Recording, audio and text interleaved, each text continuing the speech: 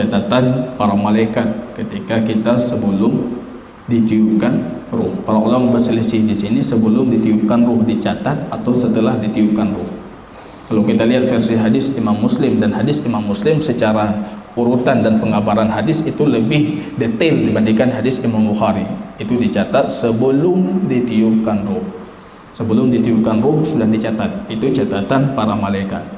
Kita punya catatan yang pertama kali sebelum Allah menciptakan segalanya, Allah memanggil al-qalam, pena, kemudian mengatakan kepada pena, uktub ma huwa qailun ila yaumil qiyamah, tulislah apa yang akan terjadi sampai hari kiamat. Itu Lauh Mahfuz, detail semuanya tertulis. Catatan malaikat ketika kita di rahim orang tua kita, ini cuma catatan untuk kehidupan kita. Catatan para malaikat ini bisa berubah. Yamhullahu ma yasha wa yusbit, bisa berubah. Tapi Lauh Mahfuz itu tidak akan pernah berubah. Catatan para malaikat kalau tertulis umur kita 35 tahun, kita sambung silaturahmi, Allah akan memperpanjang umurnya. Panjang umur. Catatan para malaikat bisa dihapus dan bisa diganti. Tapi kalau wa indahu ummul kitab, dan Allah punya induknya buku Lauh Mahfuz, itu tidak pernah berubah.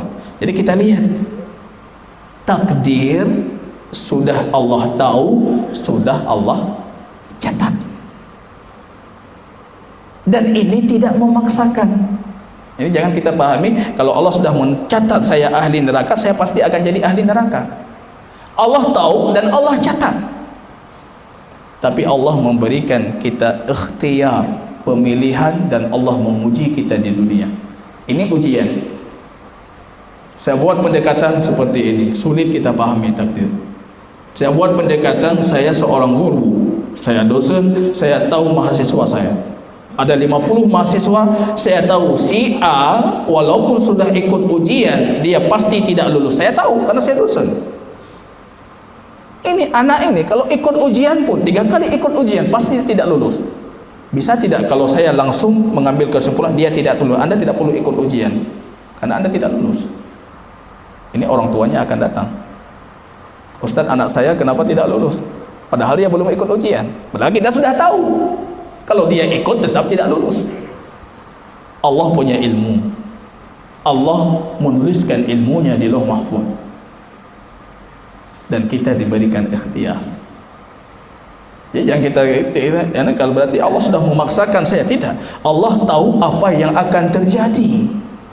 Allah tahu nanti ketika Anda diuji, Anda akan gagal di sini, di sini. Maka kesimpulan akhir Anda tidak lolos, Anda ahli neraka. Dan itu sudah tercatat rapi. Ya, jadi kita berpikir ini memaksakan kita. Justru yang harus kita perbaharui hari ini, jangan menjadikan takdir itu sebagai alasan untuk tidak baik. Sekarang cari seperti tadi. Allah memperbudak saya untuk kebaikan, memperbudak untuk kebaikan. Karena Allah mengatakan kalau Allah memudahkan hambanya untuk ahli syurga, Allah akan memperbudak dia untuk ahli syurga. Buat baik dulu baru berdalil dengan takdir. Jangan buat buruk kemudian berdalil dengan takdir. Kenapa tidak baik dulu? Mencuri kemudian alasannya ini Allah takdirkan. Tidak mau salat kemudian alasannya ini Allah takdirkan. Kenapa Anda tidak salat dulu kemudian katakan ini Allah takdirkan? Kenapa tidak mau berzakat, bersedekah kemudian katakan ini Allah takdirkan? Jadi kita lihat dalam Al-Quran yang berdalil dengan takdir untuk maksiatnya cuma 2. Iblis ketika dia mengatakan bima aghwaytani, ya Allah engkau menyesatkanku, dia nisbatkan sesat itu kepada Allah. Yang kedua orang-orang musyrikin ketika mereka dalam neraka, bima adlaltana, ya Allah engkau sudah menyesatkan kami, padahal mereka yang memilih jalan sesat itu sendiri. Maka tadi kita mengatakan ihdinas siratal mustaqim, siratal ladzi an'amta, yang engkau berikan kenikmatan. Kalau nikmat sematkan kepada Allah, tapi kalau keburukan jangan.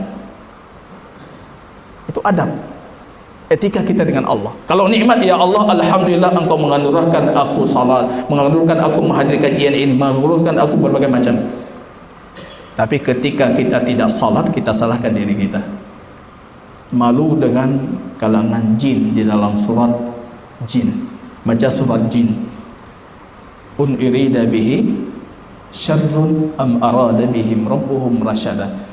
Apakah diinginkan untuk mereka keburukan ataupun Tuhan mereka menginginkan untuk mereka petunjuk? Coba lihat jin. Bagaimana mereka beretika dengan Allah? Apakah diinginkan? Kalau keburukan tidak disebutkan Allah, mereka mengatakan diinginkan. Siapa yang inginkan Allah? Tapi mereka tidak menyebutkan. Am arada bihim rabbuhum rasyada, ataupun Tuhan mereka menginginkan kepada mereka petunjuk. Kalau petunjuk Allah menginginkan, kalau keburukan diinginkan, tidak kita sebutkan Allah. Salahkan diri kita. Pandangan kita yang kusur, yang terbatas, ini yang menjadikan takdir itu buruk. Kalau tidak, takdir Allah semuanya baik. Jadi ini harus kita pahami apa maksud takdir baik dan takdir buruk. Takdir itu artinya kerja Allah, itu semuanya baik. Kerja Allah tidak mungkin tidak baik. Yang buruk itu muqaddar, hasil efek dari takdir, dan itu pun buruk dari sisi pandangan kita. Ini jangan, harus kita bedakan. Kalau kerja Allah pasti baik, tidak mungkin buruk, tidak mungkin sedikit pun tercela dan kurang. Itu kalau tindakan Allah. Takdir itu tindakan Allah pasti baik. Yang kurang, yang buruk, yang kita imani dengan takdir buruk itu sebenarnya bukan takdir tindakan Allah, tapi efek dari takdir Allah dari sudut pandang kita yang terbatas. Saya berikan contoh, ada dua keluarga, yang satu tidak diberikan anak dan dia menganggap ini takdir buruk. Yang satu lagi diberikan anak, menganggap anaknya takdir buruk. Ataupun sebaliknya. Artinya sudut pandang kita terbatas menjadikan takdir itu baik dan takdir itu buruk. Kalau kita melihat hikmah Allah, itu semuanya baik. Kalau kita bertanya, Allah menciptakan syaitan baik tidak?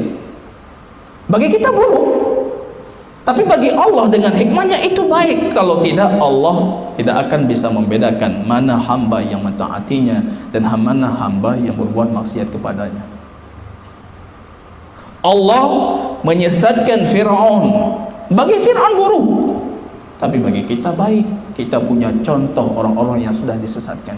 Jadi hikmah Allah, takdir Allah pasti baik. Yang buruk ini cuma berkisar di sudut pandang kita yang sangat terbatas tadi. Dan jangan naik level, jangan ambil ilmu Allah, jangan ambil kitabah, tulisan Allah, itu kita jadikan sebagai sandaran untuk berbuat maksiat. Ini kita sudah bermain di ranah Allah. Siapa yang tahu ilmu Allah? Siapa yang tahu kitabah yang sudah Allah tetapkan di Lauh Mahfuz? Maka Allah berlaku adil dengan kita.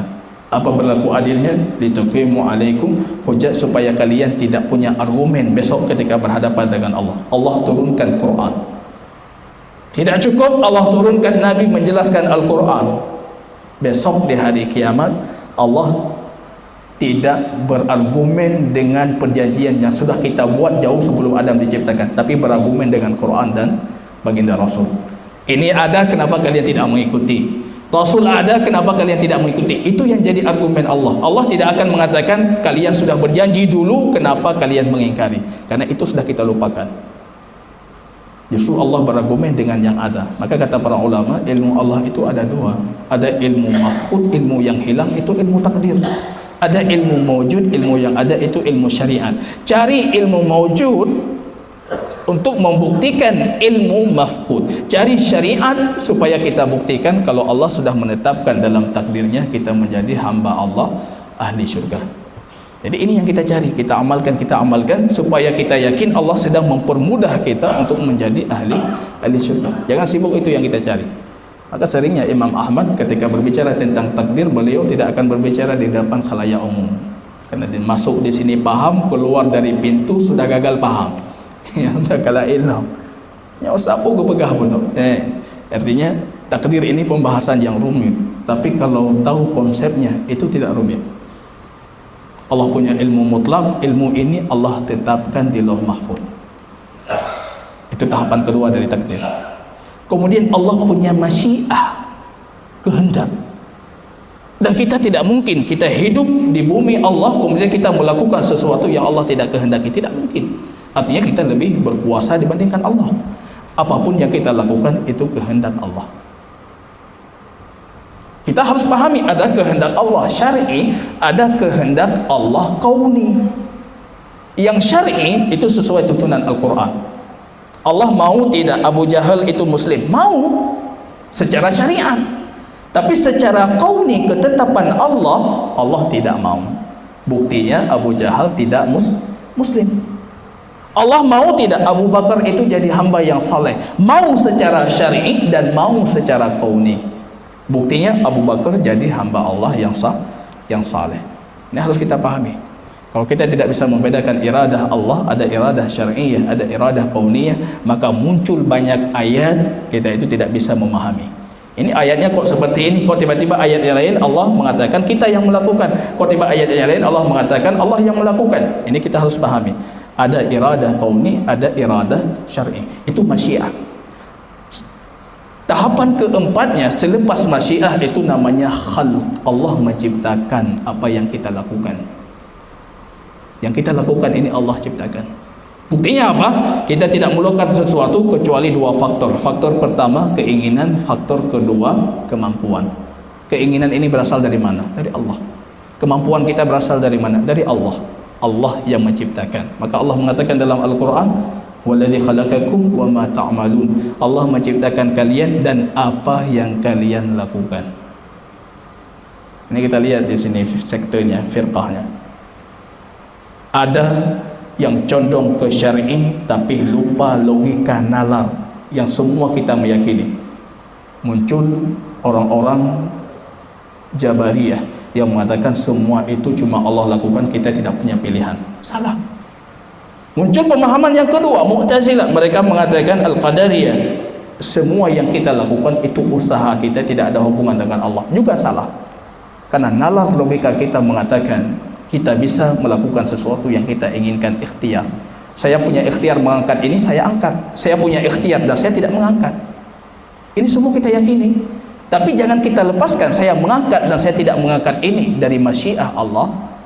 Allah sudah tahu saya akan mengangkat ini dan Allah kehendak saya mengangkat ini, maka ini terjadi saya angkat dan Allah ciptakan kerja saya, tindakan saya mengangkat ini dengan keinginan dan kemampuan yang Allah berikan, titipkan pada saya. Jadi kalau kita lihat akidah Ahlus Sunnah itu pertengahan dia, wasatiyah. Dia tidak condong ke logika kemudian menafikan Quran, dia tidak condong ke Quran kemudian menafikan logika. Kita logika ada, kita punya ikhtiar, dan ikhtiar kita ini berada di bawah masyiah Allah. Maka selalu yang kita minta isti'anah. Ya Allah bantu, bantu ya Allah, bantu. Kalau ini kita pahami, tidak memunculkan tawakul yang bersandar cuma kepada Allah tanpa keilmuan. Ya, dia mengatakan tidak ada masalah. Yang paling parah lagi saya membaca itu firqah Al-Jabariyah, sekte Jabariyah yang mengatakan ini semua tindakan Allah, kita tidak bisa berlepas diri dari Allah. Kita bertanya bagaimana dengan Fir'aun? Mereka mengatakan Fir'aun itu sebenarnya saleh. Apa yang dia lakukan itu kehendak Allah. Anda melakukan sesuai kehendak Allah, Anda mendapatkan pahala. Kita bertanya kepada mereka, kenapa Fir'aun ditenggelamkan oleh Allah di dalam lautan? Mereka mengatakan ini lautan hikmah. Fir'aun ditenggelamkan bukan lautan apa? Itu lautan hikmah. Orang berbuat maksiat tidak dikatakan salah. Kenapa? Karena orang itu memenuhi tindakan Allah, takdir Allah yang menginginkan dia berbuat maksiat. Artinya dia memenuhi dan menjawab tuntunan Allah. Ini juga salah. Kita meninggalkan nalar logika. Ini sama seperti seorang pemuda yang datang kepada Umar ibn Khattab, kemudian dia mengatakan, ya Umar, kenapa engkau mencuri? Saya mencuri karena Allah mentakdirkan. Kemudian Umar memotong tangannya. Dia mengatakan, kenapa engkau memotong tangan? Karena Allah mentakdirkan. Jadi kita ada sandaran tadi, ada ilmu mawjud. Quran itu kita jaga, sunnah kita jaga. Kemudian kita minta kepada Allah, ya Allah bantu saya mengerjakan ini, bantu saya mengerjakan. Masalah takdir itu Allah takdirkan saya ahli syurga ataupun ahli neraka, kita sudah meminta dengan isti'anah. Saya tidak tahu yang itu, tapi saya mohon giring saya untuk menjadi ahli syurga. Masalah ahli neraka, ahli syurga itu cuma Allah yang tahu. Masalah saya itu cuma dengan Quran, dengan petunjuk ilmu Allah yang wujud syariat. Dan ini bukti terhadap ilmu yang hilang, takdir. Jadi kalau kita lihat tadi kita diperbudak untuk amal ahli surga, artinya ini bukti kalau Allah menginginkan kita itu jadi ahli surga. Ada dalam satu hadis lain, rupanya ada seorang laki-laki yang melakukan amalan ahli jannah, hatta yakun ma bainahu wa baina jannati illa dhira', sehingga yang tersisa jarak antaranya dengan syurga cuma satu hasta. Tiba-tiba di ujung akhir hayatnya dia melakukan amalan ahli neraka, kemudian Allah menetapkan ke ahli neraka. Ini muncul pertanyaan, bukankah Allah zalim? Dia seumur hidup melakukan kebaikan, kemudian tiba-tiba di akhir hayatnya melakukan keburukan, Allah tetapkan dia jadi ahli neraka. Hadis ini harus kita pahami dengan riwayat yang lain. Dalam riwayat yang lain disebutkan dia melakukan amal ahli syurga fima yarahun nas, yang nampak bagi manusia, bukan yang tidak nampak. Yang nampak amal ahli syurga ini bahaya. Lihat hadisnya, seumur hidup melakukan amal ahli syurga dan tiba-tiba di akhir hayatnya ketika syurga tinggal satu hasta lagi, dia melakukan amal ahli neraka, Allah masukkan dia ke neraka. Ada yang satu lagi seumur hidup melakukan amal ahli neraka. Kita berhati-hati yang taat. Jangan lihat mereka yang berbuat maksiat dengan satu mata kita kemudian kita mengatakan mereka ahli maksiat Allah. Apalagi keluar ucapan dari kita mereka ahli neraka Allah. Itu fal'iyadzubillah, itu dosa besar, menghukumi orang dengan syurga dan neraka. Ada orang, kata baginda Rasul, seumur hidup dia amal ahli neraka, tiba-tiba ketika neraka, jarak antaranya dengan neraka tinggal satu hasta, dia beramal amal ahli syurga dan kemudian Allah masukkan dia syurga. Yang pertama tadi nampak bagi manusia amal ahli syurga. Beliau saleh sekali, dakwah di mana-mana, ini di mana-mana, cuma nampak. Yang bagi Allah cuma Allah yang tahu. Allah tidak pernah menzalimi kita. Kalau taat, ikhlas karena Allah, mengikuti petunjuk Rasul, Allah tidak akan pernah menzalimi kita. Pasti Allah akan menambah petunjuk, menambah petunjuk, menambah petunjuk.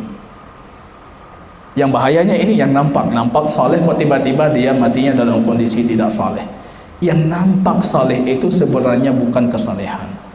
Ini kata baginda Rasul sallallahu alaihi wasallam. Kita terus berdoa kepada Allah, ya Allah, ij'alna mimman khawatimuhul husna, akhir hayat kita itu ditutupi dengan kebaikan, husnul khatimah. Kalau itu tidak ada jaminan, jangan berhenti melakukan kebaikan. Ada jaminan dapat husnul khatimah, kalau tidak ada jaminan, jangan pernah berhenti melakukan kebajikan. Kalau sudah ada jaminan, berhenti, tidak ada masalah. Tapi kalau tidak ada jaminan dapat husnul khatimah, jangan pernah berhenti. Dan siapa di antara kita yang dapat jaminan akan diakhiri dengan husnul khatimah? Dan husnul khatimah ada namanya adil, ada namanya fadl. Al-adil, keadilan Allah, itu Allah hukumi sesuai dengan kerja kita. Ada yang namanya fadl, rupanya Allah memberikan fadilahnya, keutamaannya kepada kita padahal kita tidak melakukan. Ini fadl. Kalau ahli neraka dimasukkan ke neraka, itu keadilan Allah. Kalau ahli syurga dimasukkan ke syurga, itu keutamaan yang Allah berikan, bukan adil. Kalau Allah hitung secara adil, kita sama sekali tidak layak untuk syurga Allah. Tidak layak. Ibadah tadi itu Allah yang menggerakkan, Allah yang membantu, Allah yang menuntun. Kok tiba-tiba Allah memberikan kita syurga terhadap ibadah kita? Sama sekali tidak layak. Kalau Allah berhukum dengan adil, kita tidak layak untuk syurga. Tapi Allah punya fadl. Maka selalu kita meminta kepada Allah, Allahumma inna nas'aluka fadlak. Kami meminta kepadamu fadlmu, kelebihan yang engkau berikan. Jangan hukum secara adilmu. Karena kalau secara adil kita tidak kuat. Hitung-hitung nikmat Allah saja kita tidak mampu. Satu nikmat, mensyukuri nikmat, itu nikmat. Kata Imam Ahmad, Allah kasih kita satu nikmat kemudian kita syukuri, itu bukan artinya adil, seimbang, tidak seimbang. Justru syukur kita terhadap nikmat itu nikmat lain dari Allah. Kapan kita bisa mensyukuri nikmat Allah? Kalau mau mensyukuri lagi, itu nikmat juga. Kapan kita bisa berhenti dan akhirnya hasil yang kita dapatkan seimbang? Nikmat dengan ibadah kita seimbang, tidak mungkin. Maka Rasul mengatakan, kalian tidak masuk syurga dengan amal kalian, tidak dengan amal. Wala anta ya Rasulullah, engkau pun tidak demikian, tidak, kecuali Allah sudah menyentuhku dengan kebaikan dari Allah. Kita masuk syurga itu fadl. Kita dibebaskan dari, kita masuk neraka, fal'iyadzubillah, itu adil. Itu keadilan Allah. Allah berhukum dengan adil, layak ke neraka. Tapi ketika berhukum dengan fadl, adilnya Anda tidak layak ke syurga, tapi Allah memaafkan. Maka dalam hadis Imam Bukhari, besok ada hamba di hari kiamat yang Allah bermunajat, berbisik dengannya. Lepaskan lafaznya kepada Allah. Bagaimana berbisik kita tidak tahu. Rasul mengatakan Allah berbisik. Allah akan bertanya, bukankah kamu melakukan ini, melakukan itu, melakukan itu. Kemudian kita tertunduk dalam kondisi lesu, dan kita sudah yakin kalau neraka Allah di hadapan mata kita. Tiba-tiba Allah mengatakan, aku menutupi dosamu dari hambaku di dunia, wa ghafartu lakal yaum, aku tutupi sekarang. Jadi kalau pertanyaannya seperti tadi, bisa sedikit tersenyum. Tapi kalau Allah bertanya, itu hisab. Kalau tadi ard, Allah nampakkan amal kita. Kalau hisab, kenapa? Jadi itu kalau pertanyaannya kenapa, itu artinya neraka. Kalau pertanyaannya bukankah, itu artinya Allah akan mengatakan aku ampuni. Kenapa kamu melakukan itu? Ini sudah artinya hisab. Wa man nuqishal hisab faqad udhib. Siapa yang sudah dihisab, pasti dia akan tersiksa. Karena akhir dari hisab itu neraka. Hisab paling ringan itu namanya al-ardu, itu untuk hamba-hamba yang Allah berbisik dengan mereka. Itu akhirnya Allah mengatakan, aku sudah menutupi, maka aku tutupi darimu hari ini dan aku maafkan semuanya. Wallahu ta'ala a'lam bishawab.